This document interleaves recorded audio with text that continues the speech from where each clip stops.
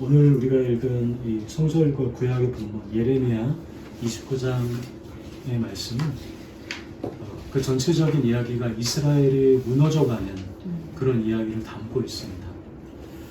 근데 이스라엘은 단 한 번의 어떤 위기라든지 공격으로 이스라엘이 무너지는 것이 아니라 여러 번의 예고가 있었고 여러 번의 회복할 기회가 사실은 있었습니다. 3번에 걸쳐 그러나 이스라엘은 그 모든 기회들을 다 잃어버리게 되죠. 마침내 완전히 3번에 걸쳐서 무너지게 됩니다. 그 과정을 보면 어떻게 이스라엘 백성들의 모습이 이렇게 연약할 수 있을까를 우리가 인지할 수 있는, 또 우리의 모습도 그 안에서 발견해 낼 수 있는 모습들이 참 많습니다. 첫 번째 이스라엘 무너뜨린 파도는 기원전 605년, 그러니까 왕의 이름으로는 여호야김 3년 때에 먼저 첫 번째 위기가 닥쳐오게 됩니다. 이때는 왕족과 귀족들이 바벨론의 사슬에 묶여 끌려가죠. 여러분, 우리가 잘 아는 그 다니엘과 세 친구들이 있지 않습니까? 이 첫 번째 위기에서 바벨론에 끌려가게 됩니다. 두 번째는 시간이 지나서 기원전 597년에 여호야긴이 왕 위에 올랐을 때 이 두 번째 위기가 닥치게 됩니다. 이번에는 나라의 중심이 첫 번째 끌려갔을 때보다 더 송두리째 휩쓸려가는 일을 겪게 됩니다. 왕, 또 왕족들, 또 그 나라의 유다의 아주 중요한 관직들, 핵심적인 인력들, 이런 거의 대부분의 사람들이 이 두 번째 바벨론 포로의 시간 위기를 겪게 되는 것이죠. 남은 자리에는 바벨론이 세운 혹두가시 왕 시드기야 왕이 있게 됩니다. 근데 시드기야가 바벨론을 배반하게 됩니다. 그러자 이 바벨론 왕이 굉장히 분노하면서 마지막 3번째 침공을 하게 됩니다. 기원전 586년에 이 바벨론의 3번째 침공으로 예루살렘 성벽이 다 무너지게 됩니다. 그리고 항복한 사람들은 모두 다 끌려가고 유대 땅에는 오직 가난한 자들 소수만 무너진 성터 위에 조금 남아있을 뿐이었습니다.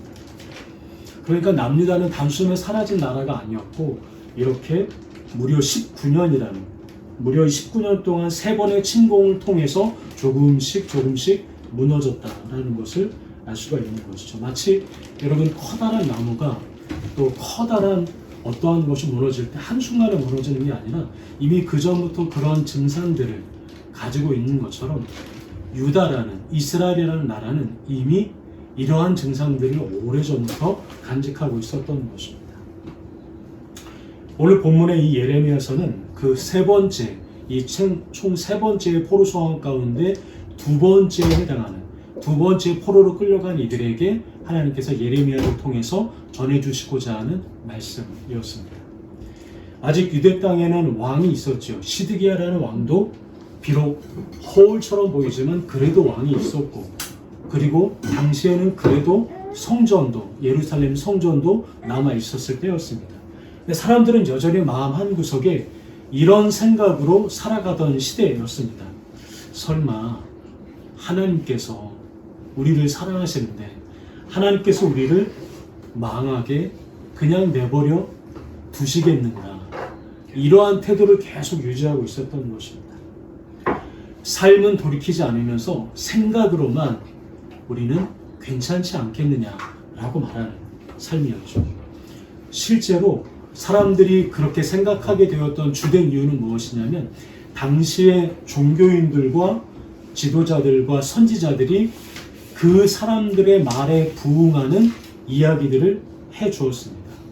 그중에 우리가 잘 알고 있는 선지자가 누구냐면 하나냐라는 선지자입니다. 하나냐라는 당시의 선지자가 이렇게 선포하죠. 구체적인 기한을 말하면서까지 이렇게 얘기합니다. 하나님께서 2년 안에 우리를 회복하실 것이다. 성전의 모든 기물들을 바벨론 땅에서 다시 찾아서 돌려주실 것이다 라고 딱 집어서 말을 합니다. 여러분, 이 이야기를 듣는 유다 백성들의 마음이 얼마나 좋았겠습니까? 이렇게 어렵고 힘든 시기에 하나님이 그것도 2년이라는 기간을 두고 우리를 다시 회복하신다고?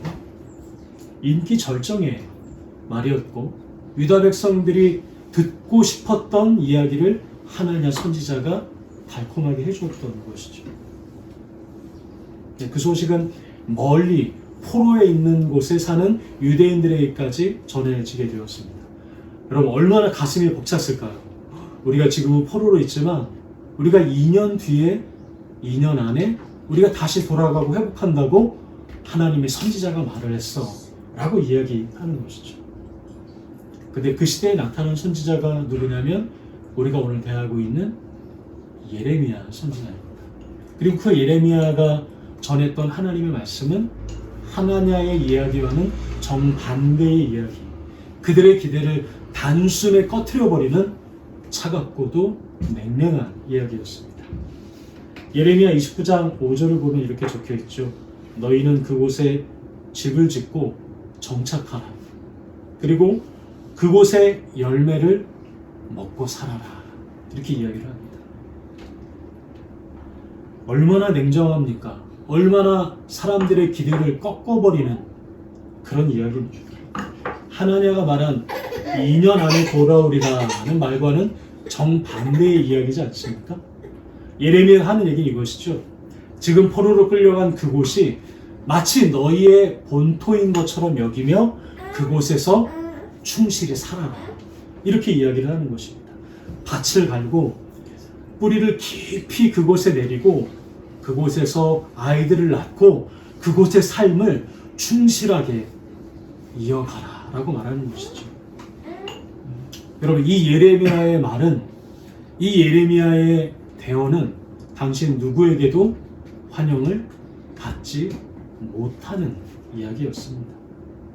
물론 예레미야도 하나냐와 같이 구체적인 연한을 말했습니다. 근데 그것이 2년이라는 매우 단기적인 기간이 아니라 70년이라는 기한을 두면서 이렇게 예레미야 29장 10절에 이렇게 이야기합니다. 제가 말씀드립니다. 나 주가 분명히 말한다. 너희가 바벨로니아에서 70년을 다 채우고 나면 내가 너희를 돌아보아 다시 이곳으로 데려오리라. 여러분 2년과 70년 이 두 가지의 사람들의 반응이 어떠했겠습니까?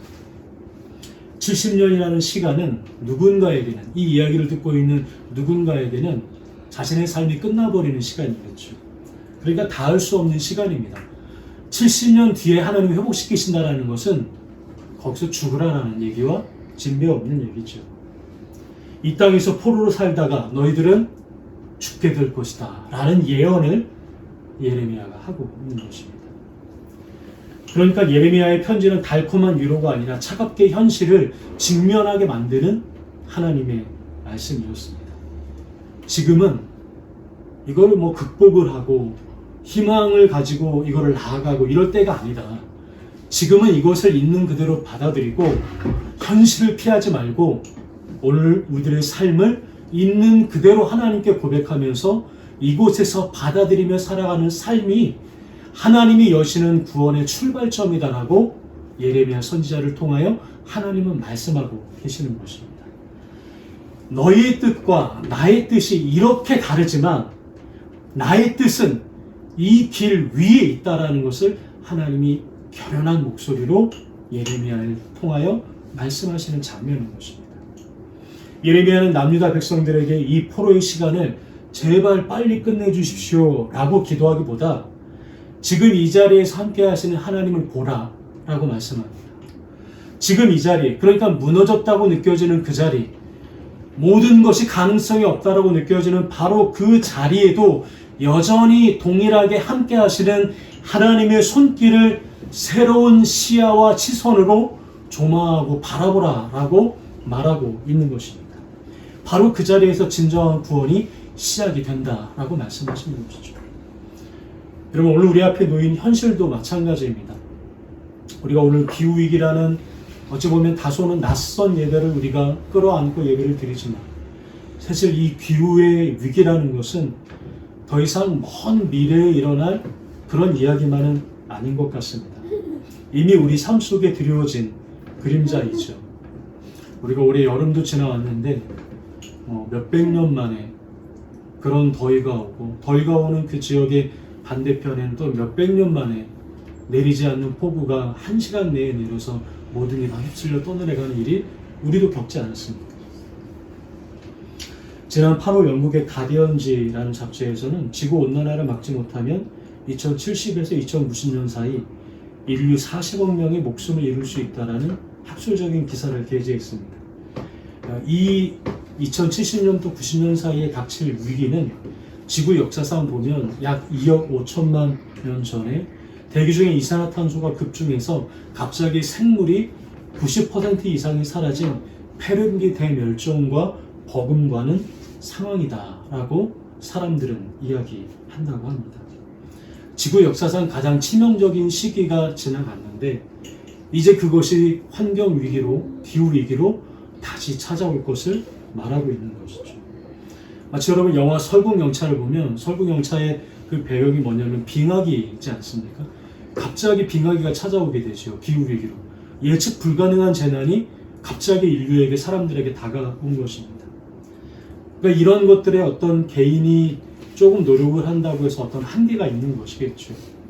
국가적인 결단이 있고 특별히 교회가 그것에 마음을 같이 하고 믿는 이들이 그것에 마음을 같이 하지 않으면 이러한 흐름이 결코 멈추어지기는 굉장히 어렵다라는 것입니다. 포로된 땅에서 그곳에 집을 짓고 살아라 라는 예레미야의 말은 당시 남유다 백성들에게 도무지 받아들이기 어려운 그런 일은 불가능해 라고 여겨지는 말 중에 하나였습니다. 그런데 점점 시간이 조금씩 지나고 들려오는 소문, 유다 땅에 시드기야가 몰락하고 그리고 예루살렘 성벽이 무너졌다라는 이러한 소문들을, 이러한 현실들을 맞이하면서 그들이 조금씩 예레미야의 말에 진정성에 귀를 기울이기 시작한 것입니다. 여러분 그렇습니다. 진정한 회복은 현실에 닥친 패배를, 현실에 닥친 고난과 위기를 이런 건 나에게 일어난 게 아니야 라고 거부하는 게 아니라 지금 내 앞에 이러이러한 위기가 있어 라고 인정하는 데서부터 구원은 시작이 되는 것입니다. 받아들임에서부터, 현실을 받아들이는 데서부터 우리의 삶이 새롭게 열어지게 되는 것이죠. 그 시기를 지나가는 이들의 사람들의 시각에서 보면 아무것도 할 수 없는 것처럼 보이는 시간이지만 하나님의 시각에서 보니 바로 그 시기는, 받아들이는 그 시기는, 인정하는 그 시기는 하나님의 역사가 쓰여지는 출발점이었던 것입니다. 얼마 전에 예배 가운데 아서 프랭크의 아픈 몸을 살며라는 책의 표지를 한번 소개해 드렸던 적이 있습니다. 오늘 말씀을 준비하면서 그 아픈 몸을 살며를 다시 조금씩 읽어 보았습니다. 아서 프랭크, 그는 심장마비와 암을 겪으면서 투병한 경험을 나누면서 현대사회 의료가 회복만이 유일한 목표처럼 여기는 이 의료계의 현실의 태도에 한 가지 의문을 이렇게 제기를 책을 통해서 합니다. 꼭 질병의 목적이 회복이어야만 그것이 되는가? 왜냐하면 회복되는 사람도 있지만 그러나 더 많은 수의 사람들이 회복을 위해 노력하다가 죽기도 하고 끝내는 회복하지 못하기도 하고 이런 많은 것들을 보니까 자신의 주변에 아픈 몸을 끌어안고 살아가는 사람들에게 일어나기 때문입니다. 그러면 회복하지 못한 사람들은 실패한 사람들인가? 그 병에서 이기지 못한 사람들은 그러면 결국 아무런 가능성이 없는 사람들인가? 라고 아서 프랭크는 이 책에서 묻고 있게 됩니다. 질병의 목적은 단순히 회복에 있는 것이 아니라 새로워짐에 있다. 리커버리가 아니라 리뉴얼에 있다라고 그는 말합니다. 아픈 몸을 외면하지 않고 그것을 끌어안고 살아내면서 그 아픔과 자신이 무엇을 가지고 살아가는지를 이야기하고 글로 써내려가고 그것을 있는 그대로 받아들이고 받아들인 그 자리에서부터 자신의 삶을 새롭게 바라보는 어떠한 시야가 열린다라고 아서 프랭크는 말하고 있는 것입니다. 그는 바로 이 지점을 뭐라고 얘기하냐면 벤티지 포인트, 즉 새롭게 무언가를 조망하는 지점이라고 표현을 합니다. 병이라는 고통스러운 자리가 오히려 이전에는 보지 못했던 새로운 조망의 자리로 자신을 이끌어 주었다라고 말합니다. 사실 책에서 보는 그는 신앙인입니다. 신에 대하여, 하나님에 대하여 말하는 그는 병을 통하여 하나님께서 자신을 새로운 조망의 지점에 이끄셨다라고 말하는 것이죠. 여러분, 그렇습니다. 성경도 이러한 병, 또 이러한 실패, 때로는 위기, 낭만, 이러한 것들을 성경은 부정적으로 말하지 않습니다. 오히려 그 모든 자리를 성경은 긍정합니다. 왜냐하면 바로 그 실패의 지점이, 그 무너진 지점이, 그 질병의 지점이, 그리고 그 위기의 지점이 바로 새로운 조망 지점이 되기 때문이다 라고 성경은 말씀하고 계시는 것입니다. 하나님께서 우리에게 새로운 조망을 주시는 자리, 내 삶을 새롭게 다시 바라보게 하는 자리, 이전에 보지 못하던 하나님을 다시 바라보는 지점이 바로 그 약한 지점이 되기 때문이다 라는 것입니다. 남유다 백성들은 나라의 멸망이라는 처참한 현실 앞에서 오히려 하나님이 열어주시는 새로운 조망 지점을 맞이하게 된 셈인 것이죠. 여러분, 신약의 제자들도 마찬가지 아니었을까요? 스승을 잃고 두려움에 떨고 있었던 예수님의 제자들을 여러분 알고 계시지 않습니까? 주님이 그 자신의 제자들과 헤어지기 전날 밤에 떡과 잔을 들어서 자신의 몸과 피를 나눠주시면서 그들에게 새로운 시야를 열어주신 그 자리가 성찬의 자리가 아니겠습니까? 부활하신 후에는 어떻습니까? 주님께서 부활하신 후에 부활체를 가지시고 나타나셨는데, 근데 여러분, 부활체에는 십자가의 고난의 상처가 그대로 있지 않았습니까? 손에, 그리고 옆구리에 예수님의 몸의 상처가 그대로 있는 그대로 주님은 부활하셔서 제자들에게 만져보라, 넣어보라, 느껴보라 말씀하지 않으셨습니까? 우리 생각에는 상처는 지워버리고 빨리 없애버리고 싶은데 주님은 그 상처를 지우지 않고 몸에 간직하셔서 기억하시고 다시 말씀하시다라는 것입니다. 상처는, 위기는, 이러한 어려움은 바로 새로운 시야를 가지는 하나님의 새로운 조망지점이기 때문인 것입니다. 저는 삶 속에서도 이런 경험을 하게 됩니다. 우리는 보통 예배를 마치고 라면과 김밥을 먹습니다. 아마 지금도 제 아내가 김밥을 주문하는 것 같은데 아닌가요? 참 좋습니다. 왜냐하면 라면과 김밥을 보통 때 이런 메뉴로 구성해서 먹을 기회가 별로 없기 때문에. 근데 언제부턴가 저는 김밥을 먹을 때 좀 맛있는데 약간씩 불편해지기 시작했습니다. 왜냐하면 저희가 먹는 김밥은 개별 플라스틱 용기에 담겨 오기 때문입니다. 그런데 어떤 분들은 그게 더 편리하고 깔끔하다고, 이 김밥집은 너무 정말 잘한다고 이렇게 얘기하는 것도 제가 들었습니다.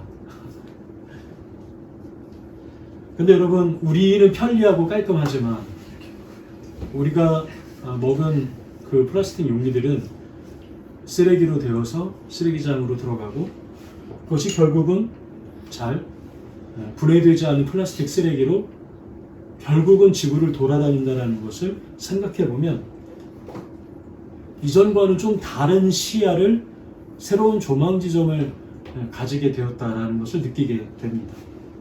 그렇다고 여러분 우리 김밥 먹지 맙시다 이렇게 제가 말할 수 있는 용기가 있냐? 그건 없습니다. 저는.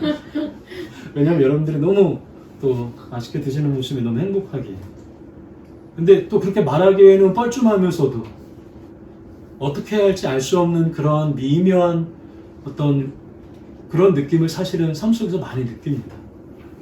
그러던 중 기후위기예배를 준비하면서 플라스틱 섬이라는 아까 노래를 들었습니다. 이게 노래인가 싶을 정도로 전위적인 노래처럼 들리지만 그 노래의 메시지는 너무 분명했습니다. 우리가 편리하게 소비한 플라스틱이 결국 다시 우리에게 돌아온다. 그러니까 조금씩 시각이 바뀌어지는 것입니다. 단순히 편리함을 쫓는 삶이 아니라 그냥 우리의 삶이 편리하고 익숙하고 내게 좋고 내게 좋으면 그냥 모든 게 다 오케이가 되는 삶을 추구하는 것이 아니라 지금 내가 조금 불편하더라도 지금 내가 조금 무엇인가가 이건 좀 불편하다라고 여긴다 할지라도 이전과는 다른 시야를 바라보며 살아가는 삶이 그것이 오늘 우리들에게 필요하지 않을까라는 생각을 오늘 말씀을 통해 또 기후위기 예배를 준비하면서 느껴지게 되었습니다. 왜냐하면 그것이 하나님께서 우리에게 요구하고 계시는 삶이다라고 생각하기 때문인 것입니다. 여러분, 플라스틱이라는 사물, 이 작은 사물과 저와의 관계가 이렇다면 하나님과 우리와의 관계는 어떠하겠습니까? 우리의 신앙도 때가 되면 이렇게 이전과는 다른 새로운 조망 지점에 서게 될 때가 있습니다. 이전에는 전혀 볼 수 없었던 시기가 다가올 때가 있습니다. 근데 그러한 때는 거의 대부분 많은 경우 위기 가운데 함께 찾아올 때가 참 많죠. 혹은 위기가 아니더라도 냉랭함 가운데 찾아올 때가 있습니다. 이전에는 내가 신앙이 뜨겁고 이전에 젊을 때는 내가 주님을 향해서 기도해도 몇 시간을 계속할 수 있었는데 이제는 기도를 하면 채 5분을 넘기 힘들 만큼 냉랭해졌다고 느끼는 그 순간도 어찌 보면 우리의 신앙이 차가워진 게 아니라 새롭게 우리의 신앙이 조망하는 지점에 하나님께서 우리를 이끄셨다라고 볼 수 있는 것입니다. 우리를 다른 새로운 주님의 시선으로 바라보게 하신다라는 것이죠. 신앙이란 무엇일까요? 늘 이 새로운 조망 지점에 서는 일입니다. 이전에 봐왔던 것에 만족하는 것이 아니라 새롭게 주님이 나를 이끄시는 곳, 새롭게 주님이 보게 하시는 그 지점에서 새롭게 바라보는 것이 신앙의 모습 아니겠습니까? 주님이 사랑하시는 기쁨의 교회 여러분, 오늘 우리의 삶에도 이러한 새로운 조망 지점을 마주하게 될 것입니다. 주님께서 우리의 눈을 열어주시는 시간, 예배 가운데 새로운 조망을 바라보는 시간, 삶의 일상 속에서 위기와 어려움을 통하여 그것이 이전에 자기가 바라봤던 시선과는 전혀 다른 새로운 조망 지점으로 우리를 이끄실 때 여러분들은 어떻게 반응하시겠습니까? 유다 백성들처럼 앉은 자리에서 주저앉은 자리에서 여러분 불평으로 나가시겠습니까? 아니면 주님의 새로운 조망 지점 가운데 여러분들의 마음의 중심을 두며 나아가시겠습니까? 또한 우리가 겪는 이 기후위기 시대에 새로운 조망 지점에 선다는 것도 우리가 한번 다시 생각해 보면 좋겠습니다. 많은 교회 또 많은 시민단체들이 기후위기를 말합니다. 근데 여러분, 단지 몇 가지의 작은 행동, 그것도 소중하겠죠. 이것 버리지 않고 이것도 재활용하고 이런 것도 또 새로운 쓸모를 찾아주고 이런 것도 물론 가치 있고 굉장히 중요한 부분일 것입니다. 그런데 여러분, 그것보다 더 중요한 것이 하나님께서 우리에게 맡겨주신 책임이 무엇일까를 생각해보는 새로운 시야가 열어지고, 그리고 우리의 자녀들이 살아가는 시대와 우리의 자녀들이 맞이하는 기후가 어떨 것인지를 한번 상상해보고, 그리고 그 자녀가 살아가는 시대는 또 어떨까를 한번 상상해보면서 새로운 시야, 새로운 시각으로 이 기후에 대하여 우리가 생각해 본다면 우리의 삶이 하나님의 창조 세계에 반하는, 그분의 창조 세계의 질서에 따라서 우리도 청지기의 모습으로 살아가는 그러한 모습으로 살아가리라 생각이 드는 것입니다. 오늘도 우리의 삶 속에 다시금 주님이 세우시는 조망 지점에서 그 주님과 함께 주님을 신뢰하며 주님이 보여주시는 그 시야를 품고 살아가시는 저 여러분들의 삶이 되기를 주님의 이름으로 축복합니다. 아멘. 함께 기도하겠습니다. 하나님, 오늘 우리들의 삶이 우리의 뜻대로 펼쳐지지 않고 또 어두운 밤 속을 걷는 듯할 때가 있습니다. 그러나 그 순간조차 새로운 조망의 지점임을 잊지 않게 하여 주시옵소서. 다 이해할 수 없을 때라도 우리를 이끄시는 주님을 따라 믿음으로 또 우리의 마음과 걸음을 새롭게 하시는 주님의 손길을 따라 살아가게 도와주시옵소서. 기후위기의 시대에 맞추어 오늘 우리들의 시선도 주님을 믿는 믿음의 사람처럼 새로운 시선으로 새로워지게 하여 주시옵소서. 예수님의 이름으로 기도드립니다. 아멘.